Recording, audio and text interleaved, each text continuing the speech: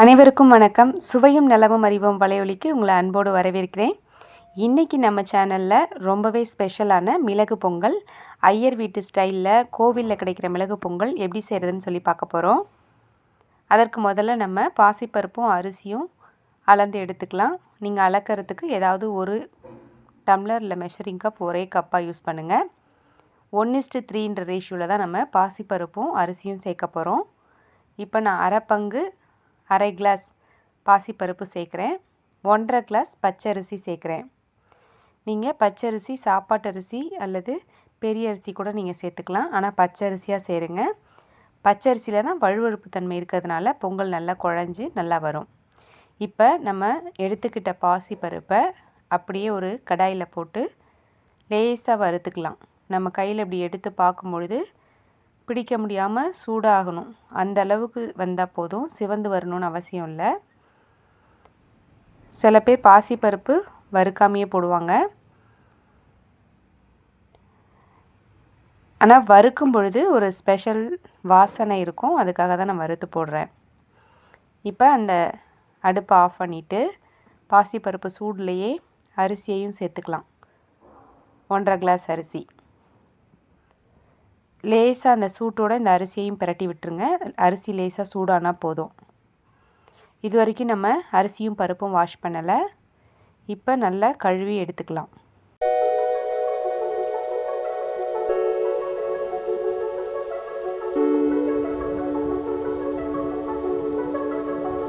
அரிசியும் பருப்பும் கழுவி எடுத்ததுக்கப்புறமா அது கூட 2 பச்சை மிளகாய் சேர்த்துக்கலாம்.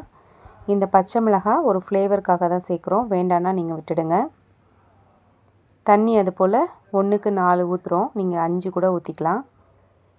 ரொம்ப லேட்டாக சாப்பிடுவாங்கன்னா 6 கூட ஊற்றிக்கலாம் நீங்கள். நான் இன்றைக்கி 1:4 அப்புறம் எக்ஸ்ட்ரா ஒரு டம்ளர் ஊற்றுறேன். அதாவது 2 டம்ளர் 1.5 கிளாஸ் அரிசி, அரை கிளாஸ் பருப்பு, 2 டம்ளர் மொத்தம். அந்த 2 டம்ளருக்கு 8 கிளாஸ் 4 பங்குனா கூட எக்ஸ்ட்ரா ஒரு கிளாஸ் ஊற்றிருக்கேன். நீங்களும் இது போல் ஒரு முறை பொங்கல் செஞ்சு பாருங்கள், உங்களுக்கே டிஃப்ரென்ஸ் தெரியும். நல்ல ஒரு சாஃப்டாக வாயில் வச்சோன்னே கரையிற மாதிரி ஒரு பொங்கல் கிடைக்கும். அதோட இந்த எக்ஸ்ட்ரா 9வது கிளாஸ் தண்ணி சேர்த்துக்கிறேன். குக்கரில் 4 விசில் வச்சு எடுத்தால் இது போல் அருமையாக பொங்கல் வெந்து வந்துருச்சு. உங்கள் விசிலு கூட எண்ணிக்கைக்கு இப்போ நீங்கள் வச்சுக்கோங்க. நல்லா குழஞ்சி வரணும். இப்போ மத்து போட்டுலாம் மசிக்க வேணாம், லேசாக கரண்டி வச்சு மசிச்சிங்கனாலே பாதி பொங்கல் மசிஞ்சும் பாதி அரிசி அங்கங்கே தெரிகிற மாதிரியும், அதாவது சோறு அங்கங்கே தெரிகிற மாதிரியும் இருக்கும்.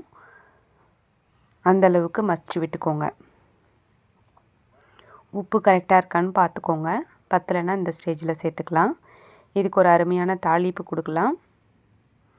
அதற்கு ஒரு 50 ml நெய் சேர்த்துருக்கேன். இது கூடவே ஒரு 30 ml எண்ணெய் சேர்த்துக்கோங்க. நான் இன்றைக்கி கடலெண்ணெய் சேர்க்குறேன்.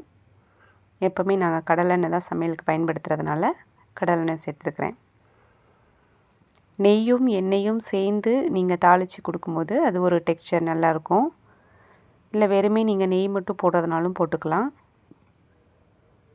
இப்போ கை நிறைய இஞ்சி பொடியாக நறுக்கி ஃபஸ்ட்டு சேர்த்துடுங்க. இந்த இஞ்சி பொங்கலுக்கு நல்ல ஒரு வாசனையை கொடுக்கறது மட்டும் இல்லாமல் பொங்கல் சீக்கிரமாக செரிமானமாகறதுக்கும் உதவியாக இருக்கும். இஞ்சி நல்லா அந்த நெய் எண்ணெயிலேயே பொரியட்டும்.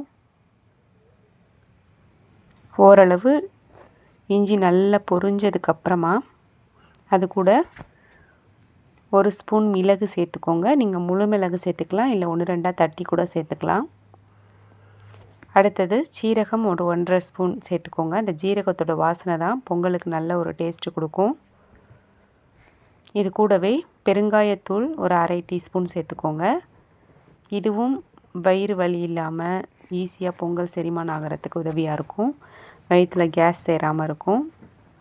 அது கூட உங்கள் விருப்பத்துக்கு முந்திரி அரை பருப்பாக உடச்சி சேர்த்துக்கோங்க. அப்போ தான் நல்லா வறுபடும். உங்களுக்கு எவ்வளோ வேணுமோ அவ்வளோ சேர்த்துக்கலாம். இப்போ இந்த முந்திரி நல்ல பொன்னிறமாக ப்ரௌன் கலரில் வறுபட்டு வந்ததுக்கப்புறமா ஒரு கொத்து கருவேப்பிலை சேர்த்து நம்ம பொங்கலில் தாளிச்சிடலாம். இந்த ஸ்டேஜில் நீங்கள் பொங்கலை அடுப்பில் வச்சு பற்ற வச்சுக்கோங்க.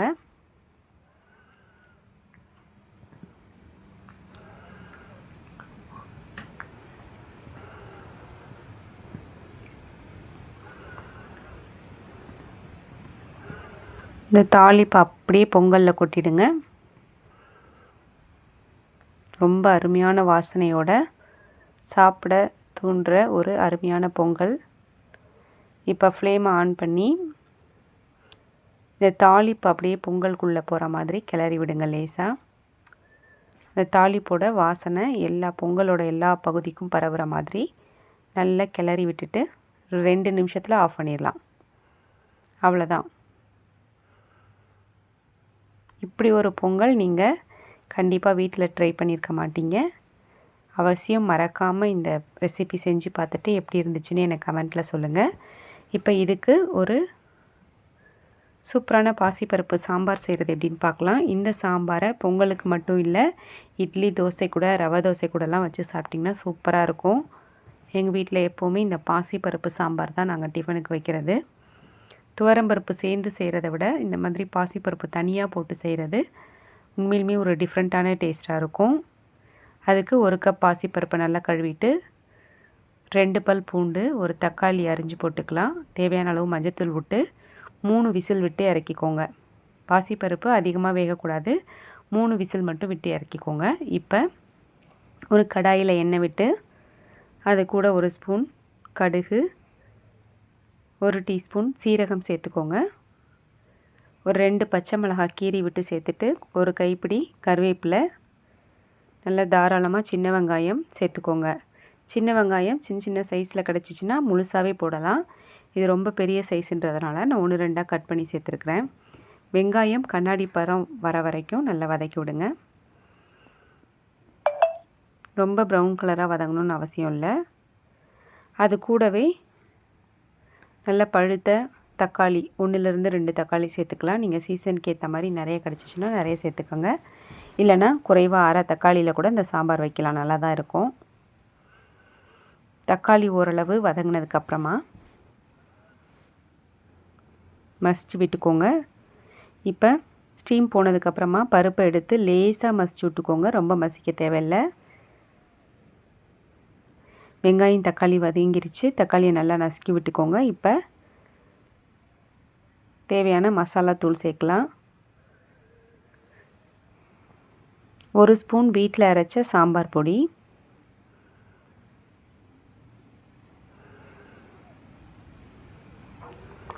1½ ஸ்பூன் சக்தி சாம்பார் பொடி. நீங்கள் வீட்டில் உள்ள குழம்பு மிளகாய் தூள் கூட போடலாம். ஆனால் இந்த சாம்பார் பொடி சேர்க்கும் பொழுது ரொம்ப டேஸ்ட்டாக இருக்கும். அதுவும் பொங்கலுக்கு சூப்பராக இருக்கும். பொங்கலுக்கும் தோசைக்கும் இட்லிக்கும் இந்த சாம்பார் சூப்பராக இருக்கும். இது மாதிரி ஒரு மாதிரியே ட்ரை பண்ணி பாருங்கள். லேசாக எண்ணெயில் அந்த மசாலா வதக்க விட்டுட்டு இந்த பருப்பை கொஞ்சம் தண்ணி சேர்த்து கிளறி விட்டு ஊற்றிடுங்க. சாம்பாருக்கு தேவையான அளவு உப்பு போட்டுக்கலாம். அவ்வளோதான்.